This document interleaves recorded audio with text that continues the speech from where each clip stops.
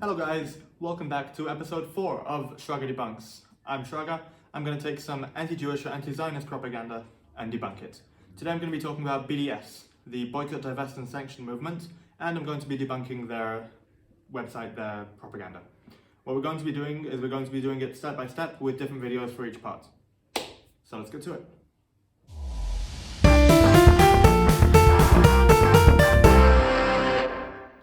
BDS was founded on the 9th of July 2005 by Omar Bagouthi, whose name I butchered, but I can't say it, I'm sorry, I tried. Its stated goal is to boycott, divest and sanction Israel in the same way that was done to South Africa for being an apartheid state. According to their website, Boycott, Divest, Sanction, BDS, is a Palestinian-led movement for freedom, justice and equality. BDS upholds the simple principle that Palestinians are entitled to the same rights as the rest of humanity. This episode is going to be focused on the freedom, justice and equality side of it. We're going to take the freedom, justice and equality, do it step by step. So, first of all, freedom.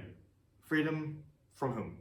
Israel's not oppressing the Arabs living in it. The Arabs living in Israel have the same rights as all the other Arabs in, well, the world, except for the Arab states in which they have much fewer rights.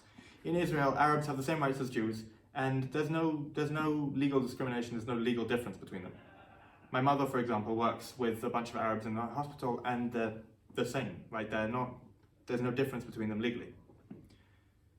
They're talking about the Arabs in the West Bank, then there's a different story. The Arabs in the West Bank are not under Israel's control, they're under the PA's control, and in terms of freedom for those, they're having an election for the first time in 15 years, very soon. Justice. Justice according to who? The UN? Well, if you hold that the UN is non-partisan, then it's easy to say. The UN. Sure, let's take a look at the UN decrees. The League of Nations mandated that the Jews have a right to create a state in all of the mandate of Palestine. And in Article 49, the UN agreed with this. The UN ratified that. Now, in terms of justice for individuals, Israel has a Western-style judicial system, whereas all the Arab states, including the Arab state that the Palestinians would create, have Sharia law. There are probably a few Arab states that don't have Sharia law, but most of them do. And Sharia law versus Western-style law is not exactly justice.